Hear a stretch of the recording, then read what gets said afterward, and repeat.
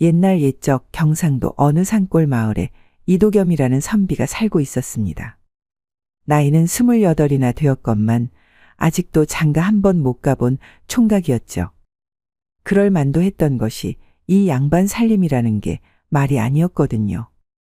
한겨울에 아궁이를 뗄 장작은커녕 죽 끓일 쌀 한 톨 없어서 배만 꼬르륵거리고 있는 신세였습니다. 아이고, 이 추위에 배마저 고프니 원통하기 그지없구나. 도겸은 차디찬 방바닥에 웅크리고 앉아 한숨만 푹푹 내쉬었죠.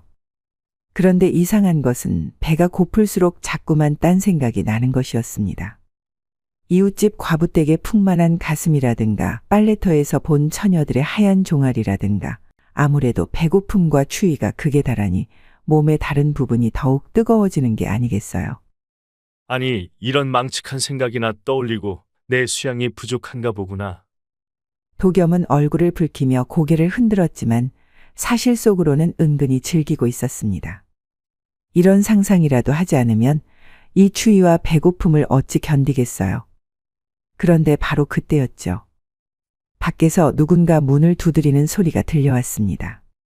도겸아, 어서 문 좀 열어보거라. 목소리의 주인은 다름 아닌 집안의 큰어른이신 이판서 어르신이었죠.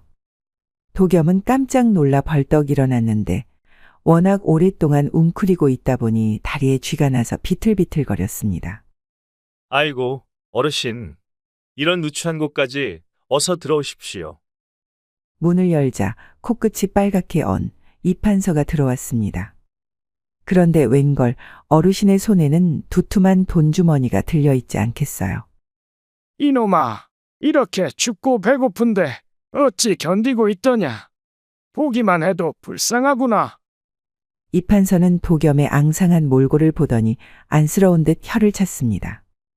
그러고는 들고 온 돈주머니를 내밀었습니다. 자, 이것을 받아라. 은전 50냥이다. 50냥이라고요? 도겸의 눈이 동그래졌습니다. 50냥이면 보통 사람이 1년 넘게 먹고 살 수 있는 큰 돈이었거든요. 하지만 이판서의 다음 말을 듣고는 정신이 번쩍 들었죠. 이제 나이도 28이 되었으니 더 이상 미루지 말고 한양으로 올라가 과거 시험을 보거라. 이만하면 여비로 충분할 테니 이번에는 꼭 급제해서 우리 집안 이름에 먹칠을 하지 말거라. 감사합니다, 어르신. 이 은혜 죽어서도 잊지 않겠습니다. 도겸은 감격해서 연신절을 올렸습니다. 이판서가 가고 나자 도겸은 돈주머니를 들고 이리저리 뒤척였습니다. 50냥의 무게감이 손에 묵직하게 느껴졌죠. 그런데 이상하게도 돈을 만지고 있으니 과거 시험에 대한 생각보다는 여인을 어찌 한번 품어볼까 하는 생각에 몸이 슬슬 뜨거워지는 것이었습니다. 이거 참, 돈이 이렇게 더러운 것이었나? 도겸은 혼잣말을 중얼거리며 돈주머니를 물건에 꼭 품었습니다. 그러자 마치 따뜻한 여인의 물건을 안고 있는 듯한 기분이 들었죠. 아무래도 너무 오랫동안 여자와 멀리 지낸 탓에 이런 착각이 드는 모양이라고 생각했습니다. 자, 이제 한양으로 떠날 준비를 해야겠구나. 도겸은 기운이 솟아나는 듯했지만 막상 준비할 것이라고는 별로 없었습니다. 옷이라고는 해진 도포 한 벌뿐이고 집신도 다 헤어진 것이 전부였거든요. 중요한 것은 이 귀중한 50냥을 어떻게 안전하게 가져갈 것인가 하는 것이었습니다. 혹시라도 산적대라도 만나면 어쩌지. 도겸은 이런저런 고민을 하다가 기가 막힌 생각을 떠올렸습니다. 도포 안쪽 바지에 속 주머니를 만들어 돈을 숨기는 것이었죠. 그런데 이게 웬일인가요? 돈주머니를 바지에 차고 있으니 마치 도겸의 물건이 볼록 솟아오른 것 같은 모양이 되었습니다. 이거 참, 마치 바지에 홍두깨를 숨긴 것 같구나. 도겸은 거울을 보며 실실 웃었습니다. 남의 눈에는 마치 도겸의 물건이 병강쇠의 것처럼 보일 것 같았거든요. 그런데 이상하게도 그런 모습이 싫지 않았죠. 아니, 오히려 은근히 흥미진진했습니다. 이거 참 재미있구나. 혹시 길에서 나를 발정난 사내로 착각하는 사람이 있으면 어떻게 하지? 이튿날 새벽 도겸은 마침내 집을 떠났습니다. 바지에 50냥을 꼭꼭 숨긴 채 상주의 영남로를 향해 걸음을 옮겼죠. 도겸은 콧노래까지 흥얼거리며 걸었습니다. 그런데 한참을 걷다 보니 묘한 문제가 생겼죠. 걸을 때마다 바지의 돈주머니가 미묘하게 움직이는 것이었습니다. 마치 누군가 물건을 살살 어루만지는 것 같은 느낌이었죠. 이거 참 묘한 기분이구나. 도겸은 얼굴이 빨개졌습니다. 하지만 그 감각이 싫지만은 않았죠. 오히려 걸음걸이가 경쾌해지는 것 같았습니다. 해가 중천에 떠오를 무렵 도겸은 작은 주막에서 잠시 쉬었습니다. 막걸리 한 사발과 메밀전 한 접시를 시켜놓고 여행의 피로를 달랬죠. 날이 어디까지 가시는 길이시오? 어머니 나이벌이 될 듯한 주모가 궁금한 듯 물었습니다. 한양으로 과거를 보러 가는 길이요. 오호, 한양까지 간다면 고생 좀 하시겠네요. 그런데 선비님, 아랫도리가 불룩한 것이 참 싱싱해 보이시네요. 혹시 저 같은 과부를 보고 음심이라도 동하신 건 아니시요?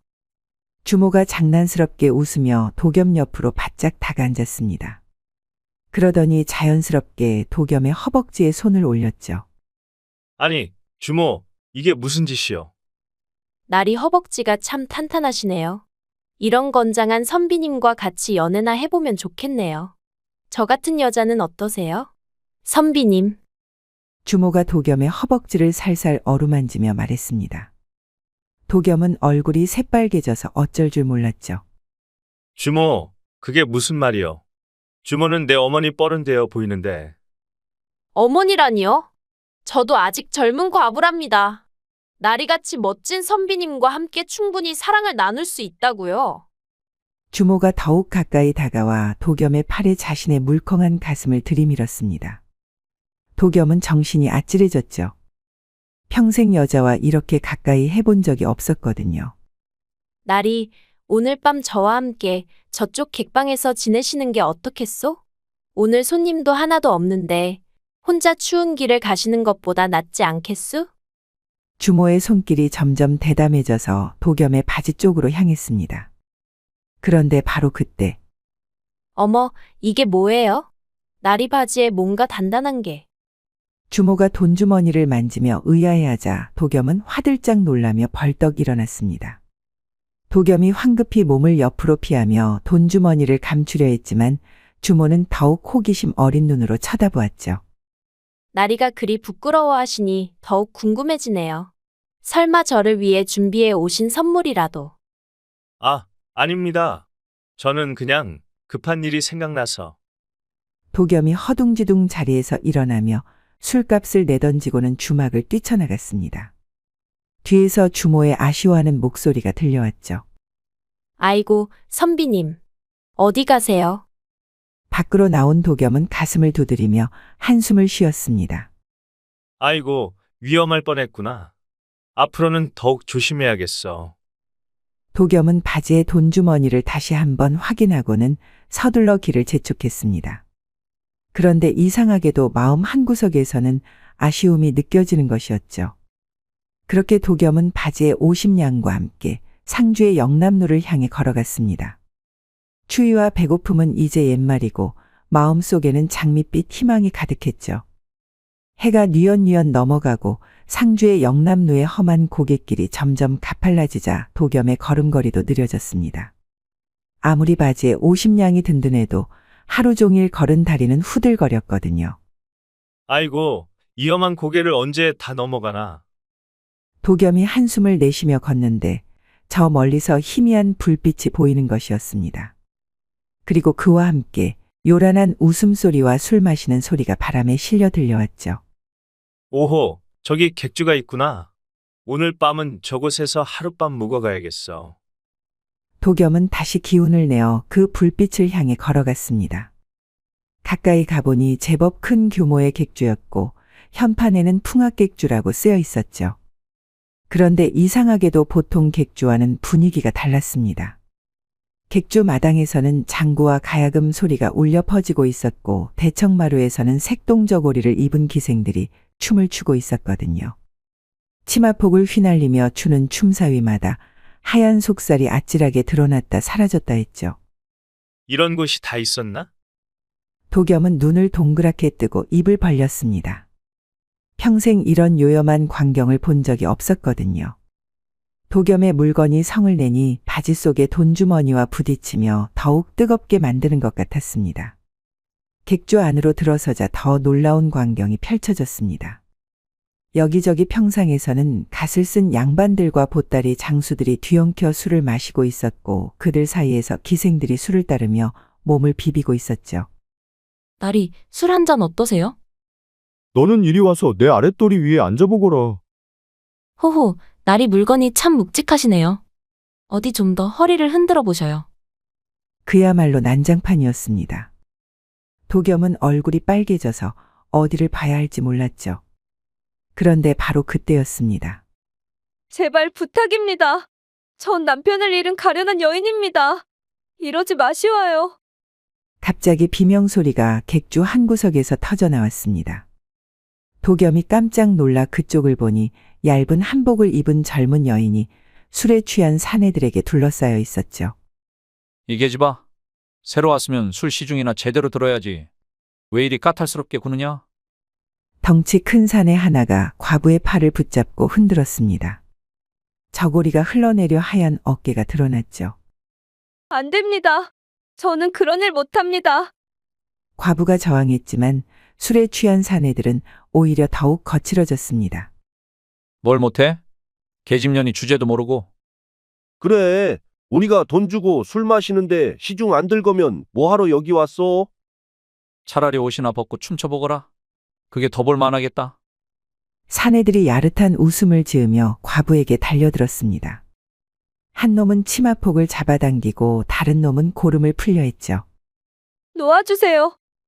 과부가 울부짖었지만 오히려 그 모습이 사내들의 흥을 더 돋우는 것 같았습니다. 하얀 살결이 드러나고 흐트러진 머리카락이 어깨에 흘러내리는 모습이 가련하면서도 관능적이었죠. 이것 봐라. 앙탈 부릴수록 더 예쁘구나. 맞아, 맞아.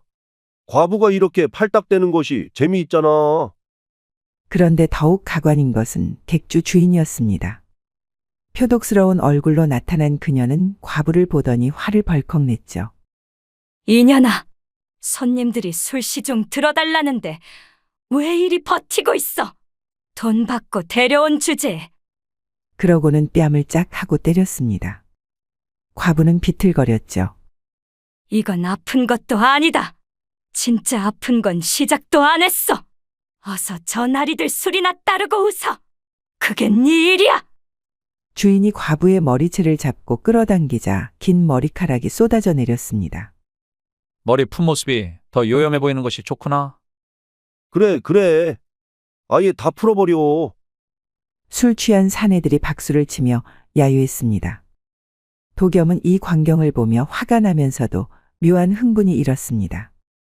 저런 아름다운 과부를 저렇게 괴롭히다니? 누군가 나서야 하는데. 그때 객주 주인이 또다시 과부를 때리려 손을 들었습니다. 이 못된 년! 말 안 들으면 옷까지 벗겨버릴 줄 알아! 안 돼요. 제발 그만 저 좀 살려주세요. 과부가 몸을 감싸며 울먹였죠. 그 모습이 너무나 가련해서 도겸은 더는 참을 수 없었습니다. 잠깐, 그만 두시오. 도겸이 벌떡 일어나 외쳤지만 마른 체격의 목소리마저 떨려 위력적이지 못했습니다. 오히려 우스꽝스러웠죠. 뭐야, 이 길쭉한 서생은? 저 깡마른 놈이 영웅놀이라도 하려는 건가? 사내들이 도겸을 비웃었습니다. 얼굴이 빨개졌지만 도겸은 앞으로 나섰죠. 연약한 여인을 이렇게 괴롭히는 것은 사내 도리가 아니오. 그런데 도겸의 걸음은 영 우스웠습니다. 키는 크고 마른 데다 바지에 돈주머니를 숨겨 아랫도리가 볼록하고 걸음걸이도 어정어정했죠. 저 홀쭉한 선비 물건이 왜 저리 큰 게야? 아니, 무슨 홍두깨라도 숨기고 있나? 사내들의 시선이 도겸의 바지로 집중되자 도겸은 당황해 두 팔로 물건을 감쌌습니다. 그 긴 팔이 어색하게 몸을 감싸는 모습이 마치 수줍어하는 처녀 같았죠. 이게 무슨 상관이오? 어쨌든 저 여인을 괴롭히지 마시오. 도겸이 외쳤지만 덩치 큰 사내가 다가왔습니다. 재미있는 선비로구나. 키만 크고 힘은 없어 보이는데 그럼 네가 대신 우리 상대를 해줄 건가? 사내가 도겸의 어깨에 손을 올리자 도겸은 비틀거렸습니다. 마르고 힘이 약해서 견디지 못했거든요. 도겸이 비명을 지르며 넘어지려는 순간 과부가 달려와 그를 붙잡았습니다. 그런데 그 부드러운 품에 안긴 도겸은 마비된 것처럼 움직일 수 없었습니다. 선비님, 괜찮으세요? 과부의 따뜻한 숨결이 귀에 닿자 도겸은 전율을 느꼈습니다. 바지의 돈주머니보다 훨씬 뜨거운 무언가가 몸을 휘감는 듯했거든요. 나는 괜찮소. 도겸이 얼굴을 붉히며 중얼거렸지만 사실 정신이 하나도 없었습니다. 은은한 분내와 부드러운 감촉 때문이었죠. 이것 봐라. 선비놈이 여인네 품에 안겨서 얼굴이 빨개졌네. 저런, 영웅놀이 하겠다던 놈은 어디 갔어? 사내들이 웃어댔습니다. 도겸은 부끄러웠지만 이 순간이 영원히 계속되었으면 좋겠다는 생각도 들었죠. 바로 그때였습니다. 갑자기 도겸의 머릿속에 번개처럼 떠오른 생각이 하나 있었죠. 그래.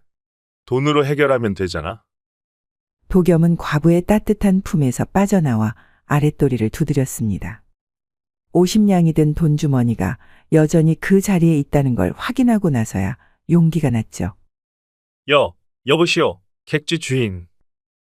도겸이 떨리는 목소리로 외쳤습니다. 하지만 워낙 목소리가 가늘어서 한 번에 들리지 않았죠. 할 수 없이 목청을 도두어 다시 소리쳤습니다. 객주 주인 어디 있어? 잠깐만 이야기 좀 하시죠. 그제야 객주 주인이 도겸을 쳐다보았습니다. 뭐야, 이 깡마른 양반은? 돈도 없어 보이는 게 무슨 일이요? 돈이 없다고요? 천만의 말씀입니다. 도겸은 물건을 쭉 펴고 당당하게 말했습니다. 객주 주인, 저 여인을 내게 넘겨주시면 어떻겠습니까? 뭐라고? 이 양반이 미쳤소? 객주 주인이 어이없다는 듯 웃었습니다. 그러자 도겸은 슬그머니 바지에서 돈주머니를 꺼냈죠. 이 정도면 되겠소? 오호, 이게 뭐요? 설마 그 안에 은전 50냥이요. 도겸이 자랑스럽게 말하자 객주 안이 순식간에 조용해졌습니다. 50냥이면 보통 사람이 몇 년은 먹고 살 수 있는 큰 돈이었거든요. 50냥이라고요? 객주 주인의 목소리가 떨렸습니다. 그리고 탐욕스러운 눈으로 돈주머니를 빤히 쳐다보았죠. 마치 굶주린 늑대가 살찐 양을 보는 것 같았습니다. 그렇소. 이 돈을 줄 테니 저 여인을 내게 넘겨주시오. 도겸의 말에 객주 주인은 잠시 머리를 굴렸습니다. 과부 한 명보다는 당연히 50냥이 훨씬 수지가 맞는 것이었거든요. 그런데 말이요. 그 계집은 내가 비싼 값을 주고 사온 거란 말이지요. 객주 주인이 교활한 미소를 지으며 말했습니다. 사실 과부를 데려온 데는 한 푼도 들지 않았지만 이럴 때 바가지를 씌우지 않으면 언제 씌우겠어요. 얼마나 비싸게 사셨는지요? 글쎄, 최소한 30냥은 들었는데요. 그럼 50냥이면 충분하지 않습니까? 도겸이 급하게 말하자 객주 주인은 속으로 쾌재를 불렀습니다. 이런 호구를 언제 또 만나겠어요. 아니, 그게 그리 간단한 일이 아니거든요. 이 계집이 얼마나 예쁘고 몸매가 좋은지 모르나요? 하룻밤에 몇 냥씩 벌어들일 수 있다고요. 객주 주인이 과부를 가리키며 말하자 도겸은 그제야 과부를 자세히 살펴보았습니다. 눈물로 젖은 큰 눈, 오똑한 코, 그리고 소복 사이로 엿보이는 풍만한 몸매까지 도겸은 갑자기 목이 말라왔습니다. 저런 미인을 내가 정말 데려갈 수 있다고? 도겸의 물건이 두근거렸습니다. 50냥이 아깝긴 했지만 저런 미인과 함께 지낼 수 있다면 그것도 나쁘지 않을 것 같았거든요. 그럼 어떻게 하면 되겠습니까? 최소한 60냥은 있어야지. 객주 주인이 욕심을 부렸습니다. 하지만 도겸에게는 50냥이 전부였죠. 60냥은 너무 많습니다. 50냥이 제가 가진 전부예요. 그럼 안 되겠네. 다른 돈은 없나? 객주 주인이 도겸의 몸을 훑어보았습니다.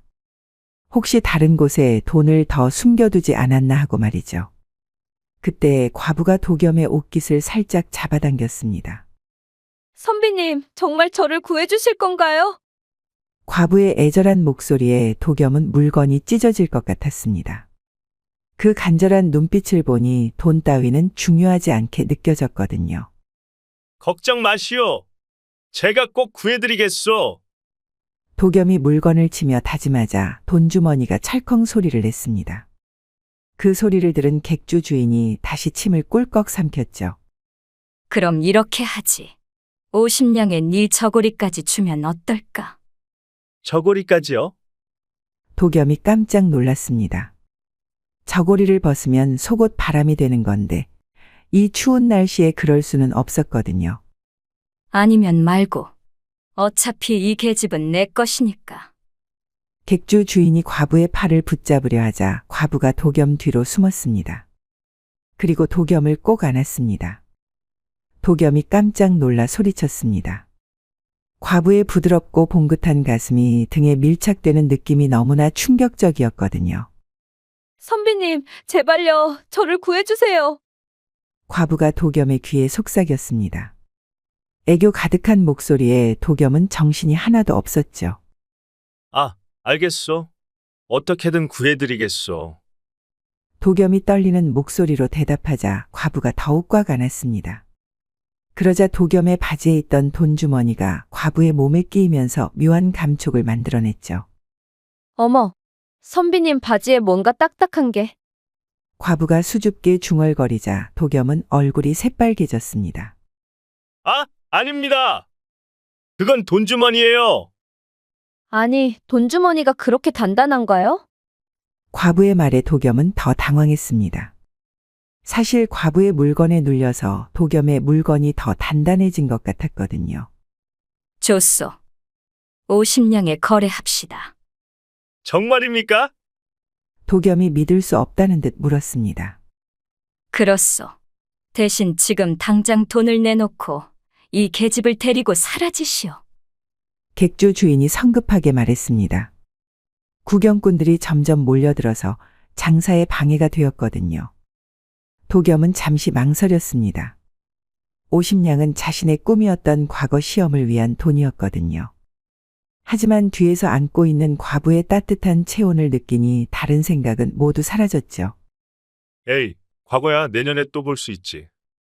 하지만 이런 미인은 평생 다시 만날 수 없을 거야. 마침내 도겸은 결심을 굳혔습니다. 좋습니다. 받으시오. 도겸이 떨리는 손으로 돈주머니를 건네자 객주 주인이 번개같이 낚아챘습니다. 50냥이 맞구나. 좋소. 이제 이 계집은 당신 것이오. 어서 데리고 가시오. 객주 주인은 이미 돈을 쎄느라 정신이 없었습니다. 고마워요, 선비님. 과부가 도겸을 더욱 꽈가누며 감격했습니다. 그 순간 도겸은 50냥을 잃은 아쉬움보다는 이상한 흥분이 더 컸죠. 내가 정말 이런 미인을 구했다고? 도겸은 물건이 터질 것 같았습니다. 돈은 잃었지만 그보다 훨씬 값진 것을 얻은 기분이었거든요. 풍악객주를 떠난 도겸과 과부는 한참을 걸어서 도겸의 집에 도착했습니다. 달빛 아래 보이는 초라한 오막살이를 보고 과부는 살짝 놀랐지만 그래도 미소를 지으며 말했죠. 선비님, 이곳이 댁이시군요. 부끄럽습니다. 너무 허름해서. 도겸은 얼굴을 붉히며 문을 열었습니다. 집안은 더욱 초라했죠. 빈쌀독, 해진 이불 그리고 추위에 얼어붙은 아궁이가 전부였거든요. 이런 곳에 귀한 분을 모시게 되다니. 도겸이 쭈뼛거리자 과부가 그의 손을 살짝 잡았습니다. 무슨 말씀이세요? 선비님 덕분에 목숨을 구했는데 이런 곳이라도 천국 같습니다. 과부의 부드러운 손길에 도겸은 온몸이 전기에 감전된 것처럼 떨렸습니다. 그럼 오늘 밤은 제가 마루에서 자고 부인께서는 안방을 쓰시지요. 안방이라니요? 이 추운데 선비님이 밖에서 주무시면 어떻게 해요? 과부가 걱정스럽게 말하자 도겸은 더욱 당황했습니다. 설마 같은 방에서 자자는 건 아니겠죠. 아닙니다. 저는 추위에 강해서. 그때 도겸의 배에서 꼬르륵 소리가 났습니다. 어머, 선비님 배가 고프시군요. 제가 뭔가 해드릴게요. 과부가 부엌으로 향했지만 쌀독은 텅 비어 있었습니다. 과부는 실망하지 않고 수수가루 조금과 나물을 찾아냈죠. 이것으로 수제비라도 끓여드릴게요. 과부가 소매를 걷어 올리자 하얀 팔뚝이 드러났습니다. 도겸은 자꾸만 시선이 다른 곳으로 가는 걸 느꼈죠.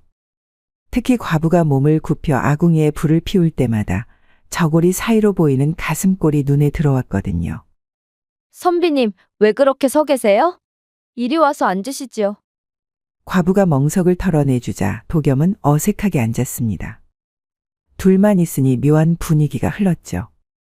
저 부인의 성함은 무엇인지요? 수연이라고 합니다. 그런데 선비님 성함은? 이도겸이라고 합니다. 도겸, 좋은 이름이시네요. 수연이 미소를 지으며 말하자 도겸은 물건이 두근거렸습니다. 여자가 자신의 이름을 불러주니 이렇게 달콤할 줄이야. 조금 후 수연이 수수가루로 만든 뜨끈한 수제비를 가져왔습니다. 없는 재료로 만들었는데도 맛이 기가 막혔거든요. 이렇게 맛있는 수제비는 처음 먹어봅니다. 도겸이 감탄하자 수연이 수줍게 웃었습니다. 별것 아닌걸요. 시댁에 있을 때 늘 해먹던 것인걸요? 시댁이라고요? 도겸이 놀라자 수연의 얼굴이 슬퍼졌습니다. 저는 과부입니다. 시집간 지 1년도 안 되어 남편을 잃었지요. 죄송합니다. 괜한 말을. 괜찮습니다. 이제 새로운 인생을 살아가려고요. 수연이 씁쓸하게 웃었지만 도겸은 오히려 안도감을 느꼈습니다. 과부라면 남편이 없다는 뜻이니까요. 아니, 내가 왜 이런 생각을? 망측한 마음을 품으면 안 되는데. 도겸이 자신을 달래려 했지만 수연의 아름다운 모습을 보면 자꾸만 딴 생각이 났습니다. 며칠이 지나자 집안 분위기가 완전히 달라졌습니다. 수연의 솜씨가 정말 대단했거든요. 낮에는 바느질로 품삯을 벌고 저녁에는 맛있는 음식을 해주었죠. 부인, 오늘도 고생 많으셨습니다. 무슨 고생이에요. 선비님이 공부하시는 동안 제가 이것저것 하는 건 당연하지요. 수연이 바느질감을 정리하며 말했습니다. 계속 고개를 숙이고 있다 보니 목과 어깨가 많이 아픈 모양이었죠. 아이고, 어깨가 아파라. 수연이 어깨를 주무르자 도겸이 망설이다가 조심스럽게 말했습니다. 제가 좀 주물러 드릴까요? 어머, 선비님이요? 수연이 놀란 표정을 지었지만 고개를 끄덕였습니다. 그럼 부탁드려도 될까요?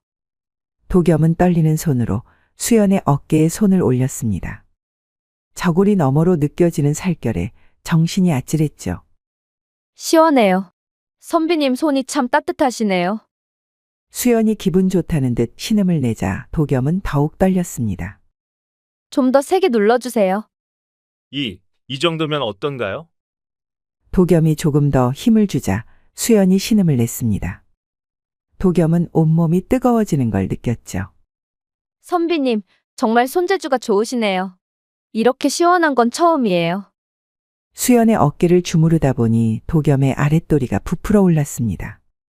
여자를 이렇게 만져보는 것도 여자가 기뻐하는 것도 처음이었거든요.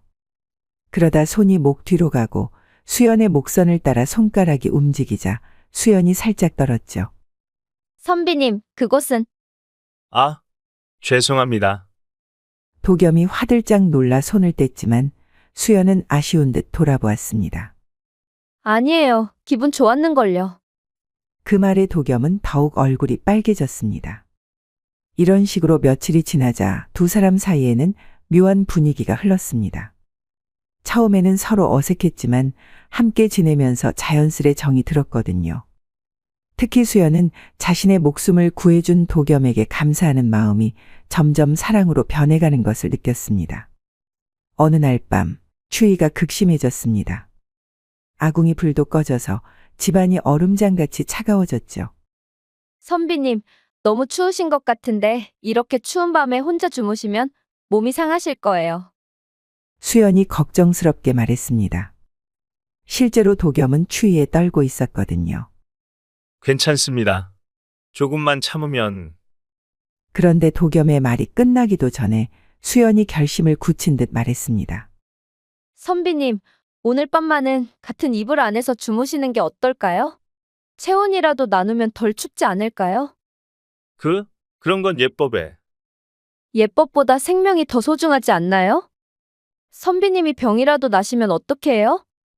수연의 간절한 말에 도겸은 결국 고개를 끄덕였습니다. 그날 밤 두 사람은 처음으로 같은 이불 안에서 잠자리를 함께 했습니다. 서로의 체온을 느낄 수 있었죠. 선비님, 정말 감사해요. 서로 등을 맞대고 누워서 어둠 속에서 수연이 속삭였습니다. 무엇을 말씀이신지요? 모든 것을요. 저를 구해주신 것도, 이렇게 받아주신 것도 선비님이 아니었다면 저는 어떻게 되었을지. 수연의 목소리가 떨렸습니다. 그러자 도겸이 몸을 돌려 누워서는 조심스럽게 손을 내밀어 수연의 손을 잡았죠. 부인, 저야말로 감사합니다. 부인이 계셔서 이렇게 사람 사는 집이 되었어요. 두 사람의 손이 맞닿아 마치 전기가 흐르는 것 같았습니다. 그리고 자연스럽게 서로에게 더 가까이 다가갔죠. 선비님, 부인, 어둠 속에서 두 사람의 얼굴이 가까워졌습니다. 그리고 마침내 부드러운 입술이 맞닿았죠. 처음에는 살짝 스치듯 했지만 점점 더 깊어져 갔습니다. 부인, 저는 부인을 마음에 품고 있었어요. 저도 선비님을. 더 이상 말이 필요 없었습니다. 서로의 마음을 확인한 이상 자연스럽게 서로의 품으로 파고들었거든요. 그날 밤 추위는 더 이상 문제가 되지 않았습니다. 사랑으로 몸과 마음이 뜨거워졌거든요. 비록 정식 혼례는 올리지 못했지만 두 사람은 진정한 부부가 되었습니다. 이후로 두 사람은 더 이상 서로를 의식하거나 어색해하지 않았습니다. 대신 깊은 사랑으로 하루하루를 달콤하게 보냈죠. 그렇게 기나긴 겨울이 지나고 봄이 오자 두 사람의 사랑도 꽃처럼 활짝 피어났습니다. 이제 더 이상 어색함이나 망설임은 없었죠. 도겸과 수연은 이미 부부처럼 지냈거든요. 아침마다 수연이 도겸을 깨우는 모습은 정말 달콤했습니다. 선비님, 일어나세요. 아침 해가 중천에 떠올랐어요. 수연이 도겸의 어깨를 살살 흔들면 도겸은 눈을 뜨자마자 미소를 지었죠. 아침부터 이렇게 아름다운 얼굴을 보니 하루가 행복할 것 같소. 호호, 선비님은 말씀이 참 달콤하셔요. 수연이 수줍게 웃으며 도겸의 머리카락을 정리해 주었습니다. 그런 손길에 도겸은 매번 흥분되어 몸을 떨었습니다. 부인, 이리 와보시오. 도겸이 수연의 손을 잡아 자신 쪽으로 끌어당기며 입을 맞추자 수연은 얼굴이 발갛게 달아올랐습니다. 선비님, 아직 아침인데. 아침이라고 사랑하면 안 되나요? 도겸의 장난스러운 말에 수연은 더욱 부끄러워했지만 싫어하지는 않았습니다. 오히려 그런 도겸이 더욱 사랑스러웠거든요. 낮에는 각자 할 일을 했습니다. 도겸은 과거 공부에 집중했고 수연은 바느질로 생계를 꾸려갔죠. 틈틈이 서로를 바라보며 미소를 주고받았습니다. 선비님, 차 한 잔 드세요. 수연이 차를 가져다 주면 도겸은 일부러 수연의 손을 잡고 차를 받았습니다. 고맙소. 그런데 부인이 우린 차가 세상에서 제일 맛있는 것 같소. 두 사람은 이런 달콤한 말들을 주고받으며 하루하루를 보냈습니다. 저녁이 되면 더욱 달콤한 시간이 기다리고 있었죠. 수연이 저녁을 차려놓고 기다리면 도겸은 뒤에서 살그머니 다가가 수연을 안았습니다. 깜짝이야. 언제 오셨어요? 지금 막 우리 부인이 보고 싶어서 공부도 제대로 안 됐소. 도겸이 수연의 목에 입을 맞추자 수연은 몸을 살짝 떨었습니다. 선비님, 밥이 식어요. 지금은 밥보다 당신을 더 먹고 싶소. 도겸의 말에 수연은 몸을 돌려 도겸을 마주보았습니다. 그리고 자연스럽게 도겸의 목에 팔을 두르며 속삭였죠. 저도 선비님을 먹고 싶었어요. 두 사람의 입술이 맞닿아 모든 것이 달콤해졌습니다. 밥상도 세상도 모두 있고 오직 서로만 보였거든요. 밤이 되면 두 사람의 사랑은 더욱 깊어졌습니다. 이제는 자연스럽게 서로의 품에 안겨 잠이 들었죠. 부인, 나는 참 행복하오. 저도요, 선비님. 이런 행복이 있는 줄 몰랐어요. 수연이 도겸의 가슴에 머리를 기대며 말했습니다. 그런데 가끔 수연의 표정이 살짝 어두워지는 때가 있었죠. 그런데 무슨 걱정이라도 있어? 도겸이 묻자 수연은 고개를 저었습니다. 아니에요. 그냥 이 행복이 영원했으면 좋겠다는 생각이에요. 당연히 영원할 것이오. 우리 둘이 함께하는 한 도겸이 수연을 더욱 꽉 안아주자 수연은 안도하는 듯 미소를 지었습니다. 하지만 그 미소 뒤에는 알 수 없는 그림자가 있었죠. 사실 수연에게는 숨겨진 속이 있었습니다. 자신의 진짜 신분에 대한 이야기였죠. 하지만 도겸에게 말할 수는 없었습니다. 혹시라도 도겸이 자신을 떠날까봐 두려웠거든요. 언젠가는 말씀드려야 하는데, 하지만 지금은 아직이야. 이 행복을 깨고 싶지 않아. 수연은 복잡한 마음을 품고 있었지만 도겸 앞에서는 항상 밝은 모습만 보였습니다. 어느 날 저녁 두 사람은 마당에서 달을 보며 이야기를 나누었습니다. 선비님, 저 달이 참 예뻐요. 달도 예쁘지만 부인이 더 예쁘오. 또 그런 말씀을, 그런데 선비님, 과거 시험은 언제인가요? 수연의 물음에 도겸은 잠시 생각했습니다. 곧 있을 것이요. 올 가을쯤에는 그럼 한양에 가셔야 하는군요. 수연의 목소리가 조금 슬퍼졌습니다. 도겸이 떠나면 혼자 남겨질 걸 생각하니 마음이 아팠거든요. 걱정 마시오. 급제를 하면 당신과 정식으로 혼례를 올릴 것이오. 정말 그럴 건가요? 물론이요. 내가 언제 거짓말을 한 적 있어? 도겸이 수연의 손을 잡고 맹세하듯 말하자 수연은 눈물이 날 것 같았습니다. 고마워요, 선비님. 저 같은 과부를. 과부든 처녀든 상관없어. 나에게는 부인이 세상에서 가장 소중한 사람이니까. 도겸의 진심 어린 말에 수연은 더 이상 참을 수 없어 도겸을 꽉 안았습니다. 선비님, 사랑해요. 나도 사랑하오, 부인. 달빛 아래에서 두 사람은 깊은 입맞춤을 나누었습니다. 그 모습은 정말 아름다웠죠. 가을이 깊어지고 과거 시험이 한 달 앞으로 다가왔습니다. 도겸은 매일 밤낮으로 공부에 매진했고 수연은 그런 도겸을 위해 더욱 세심하게 보살펴 주었습니다. 선비님, 너무 무리하시면 안 되어요. 몸이 상하면 시험은 무슨 시험이에요? 수연이 걱정스럽게 말하며 따뜻한 차를 가져다 주었습니다. 도겸은 공부에 지친 눈을 비비며 수연을 바라보았죠. 고맙소, 부인. 부인이 있어서 힘이 나는구려. 마침내 과거 시험을 보러 떠나는 날이 왔습니다. 도겸은 이른 아침부터 떠날 준비를 했죠. 선비님, 잠깐만요.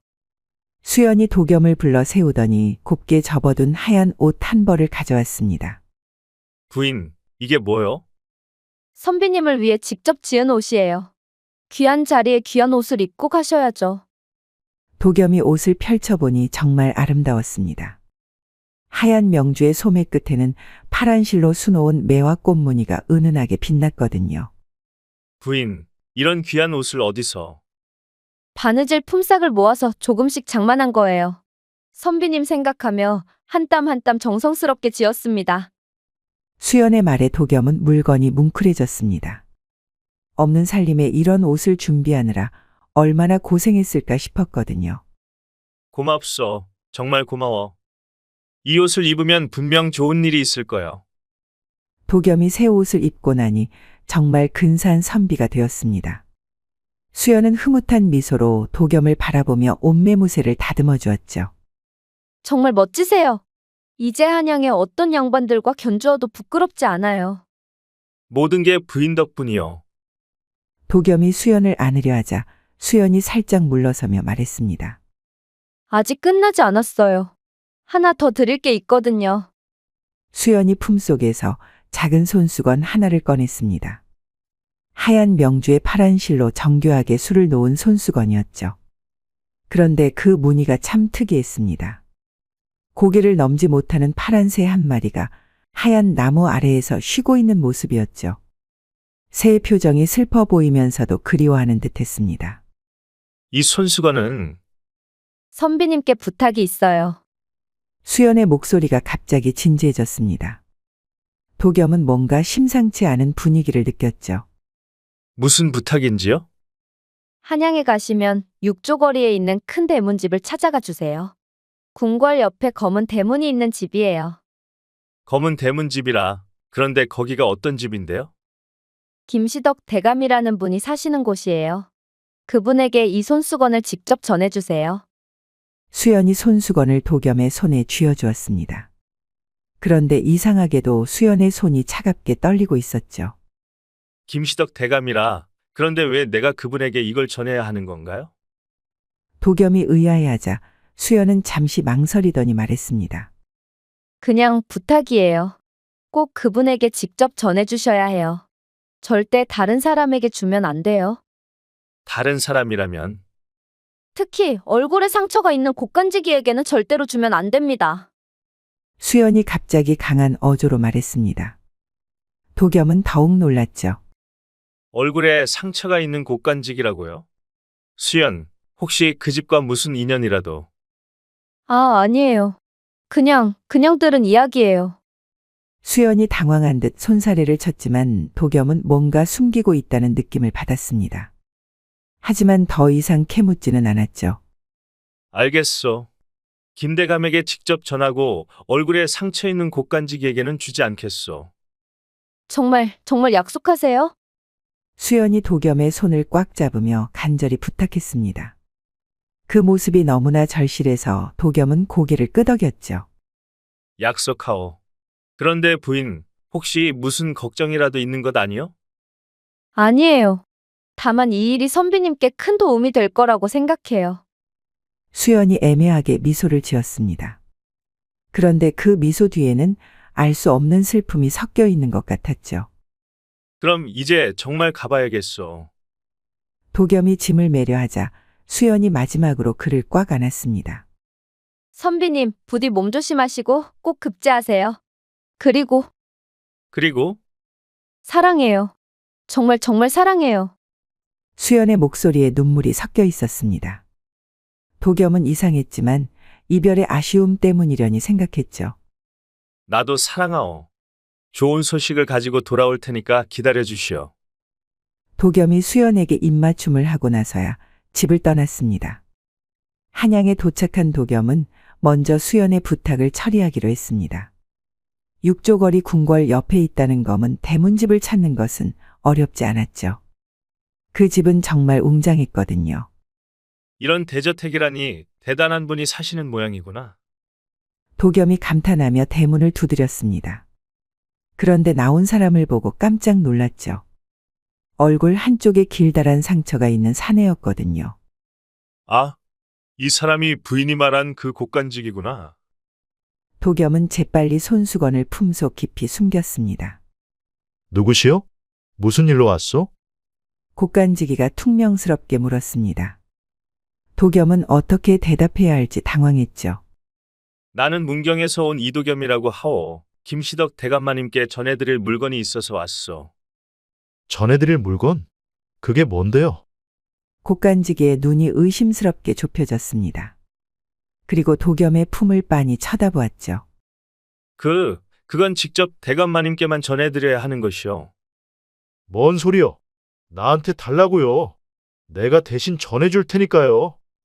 곡간지기가 도겸에게 다가서며 손을 내밀었습니다. 그런데 이게 웬일인가요? 그 순간 도겸이 뒤로 물러나려다가 그만 대문 기둥의 등을 부딪혔습니다. 도겸이 쿵 소리와 함께 비틀거리자 품속에 숨겨둔 손수건이 바닥에 떨어졌습니다. 곡간지기가 그것을 보고 얼른 집어들려 했지만 도겸이 더 빨리 낚아챘죠. 이게 무슨 짓이오? 절대 안 돼요. 이건 정말 대감마님께만 직접 전해드려야 한다오. 이렇게 고집 센 사람이 있나? 별것도 아닌 것 가지고 뭐냐 하다니요. 곡간지기가 도겸과 실랑이를 벌이는 동안 이들의 소란을 들은 김대감이 집안에서 나왔습니다. 이게 무슨 소동이냐? 김대감의 목소리에 두 사람이 깜짝 놀라 돌아보았죠. 도겸은 기회다 싶어 큰 소리로 외쳤습니다. 대감마님께 꼭 전해드려야 할 물건이 있습니다. 김대감이 호기심 어린 눈으로 도겸을 바라보았습니다. 그래? 뭔데 그리 소중한 물건이란 말이냐? 도겸이 손수건을 꺼내어 정중하게 올리자 김대감은 그것을 받아들고 자세히 살펴보았습니다. 그런데 손수건을 보는 순간 김대감의 얼굴이 새파랗게 변했죠. 이게 어디서 났단 말이냐? 김대감의 목소리가 떨렸습니다. 곡간지기도 그 모습을 보고 당황했죠. 저와 함께 살고 있는 수연이라는 여인이 전해달라고 했습니다. 수연이라고? 우리 수연이? 김대감이 도겸을 붙잡으며 다급하게 물었습니다. 네, 그런데 어르신께서 그분을 아시나요? 아느냐고? 내 딸의 이름이다. 김대감의 말에 도겸은 입이 딱 벌어졌습니다. 옆에서 듣고 있던 곡간지기의 얼굴은 더욱 하얗게 질렸죠. 딸이라고요? 그래, 내 딸 수연이. 그런데 그 아이가 어디에 있단 말이냐? 김대감이 흥분해서 도겸의 어깨를 흔들었습니다. 도겸은 어리둥절했지만 차근차근 설명했죠. 상주의 영남루에서 풍악객주에서 구해냈습니다. 그곳에서 괴로움을 당하고 있었거든요. 풍악객주라고? 내 딸이 그런 곳에? 김대감의 얼굴이 벌겋게 달아올랐습니다. 그리고 곡간지기를 노려보며 소리쳤죠. 이놈아! 네가 한 짓이지? 대감마님, 그게 아니라. 곡간지기가 말을 더듬었지만 김대감은 곡간지기가 뭔가 숨기고 있다는 것을 눈치챘습니다. 손수건에 그려진 파란새, 그것은 과부가 된 내 딸을 뜻하고, 고개는 상주의 영남루, 그리고 하얀 나무는 이씨를 뜻하는구나. 내 딸이 상주의 영남루에서 이씨 성을 가진 선비와 살고 있다는 뜻이 아니냐? 김대감의 추리력에 도겸은 깜짝 놀랐습니다. 그러며 김대감은 갑자기 안절부절해하던 곡간지기를 향해 소리치는 게 아니겠어요. 그런데 말이야, 요즘 니놈의 아내 김천댁이 손가락에 옷가락지를 끼고 다니던데 그것은 어디서 난 것이냐? 김대감이 갑작스런 호통에 곡간지기는 식은땀을 흘리며 답했죠. 그것은 길에서 주워온 것이라고. 길에서 주워온 옷가락지라고? 참 재미있는 소리로구나. 여봐라, 김천댁을 당장 불러오너라. 김대감이 호통을 치자 곧 김천댁이 벌벌 떨며 나타났습니다. 손가락에는 정말로 고운 옷가락지가 끼워져 있었죠. 김천댁, 그 가락지는 어디서 났느냐? 대감마님, 저는 정말 모릅니다. 제 서방이 길에서 주워왔다고 해서. 김천댁이 울먹이며 말했지만 김대감의 의심은 더욱 깊어졌습니다. 길에서 주웠다고? 그런 귀한 옷가락지를 길바닥에 누가 떨어뜨려 놓겠느냐? 아직도 거짓말을 하는구나. 여봐라, 이 두 연놈을 멍석에 말아서 실토할 때까지 매질을 해라. 하인들이 달려들어 곡간지기와 김천댁을 멍석에 말려 매질을 당하자 곡간지기가 더 이상 견디지 못하고 소리쳤습니다. 아이고, 대감마님 용서해 주십시오. 제가 곡간에서 곡식과 포목을 빼돌린 것을 아씨께서 보신 것입니다. 뭐라고? 니놈이 내 곡간 물건을 훔쳤다는 말이냐?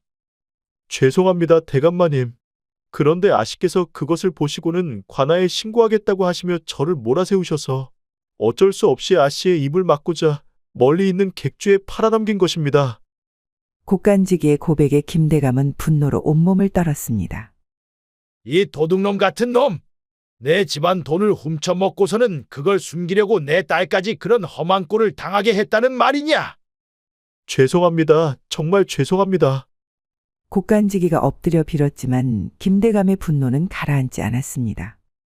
당장 관아에 신고해서 이놈을 잡아들이거라. 하인들이 곡간지기를 밖으로 끌고 가자 김대감은 도겸에게 다가왔습니다. 이복에 정말 고맙네. 내 딸을 구해주다니. 아닙니다. 저는 그냥... 도겸이 당황해하자 김대감이 웃으며 말했습니다. 겸손할 것 없네. 그런데 혹시 자네는 내 딸과 어떤 사이인가?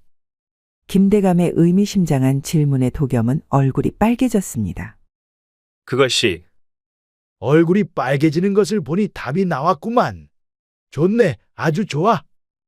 김대감이 손뼉을 치며 기뻐했습니다.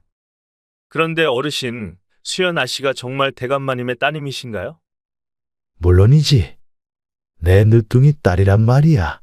시집간 지 얼마 안 되어 과부가 되었는데 곡간지기 놈이 나쁜 마음을 먹고 그런 짓을 저질렀구먼. 김대감의 설명을 들으니 모든 것이 명확해졌습니다. 도겸은 자신이 김대감의 딸과 사랑에 빠졌다는 사실에 어안이 벙벙했죠. 자네가 내 딸을 구해준 은인이고 하니 자네만 싫지 않다면 내 딸과 혼인하여 주겠는가? 김대감이 호탕하게 웃자 도겸은 꿈인지 현실인지 알 수 없었습니다. 진실이 밝혀진 후 도겸의 마음은 한결 가벼워졌습니다. 수연의 정체를 알게 되니 오히려 모든 것이 명확해진 기분이었거든요. 김대감도 도겸을 극진히 대접하며 과거 시험을 격려해 주었죠. 사위 될 사람이 과거에서 떨어지면 안 되지 않겠나?